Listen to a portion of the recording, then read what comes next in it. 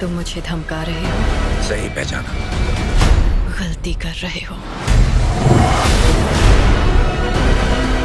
लड़की तो मरेगी। वो अभी हमारी दोस्त है, अब वो जीन नहीं रही।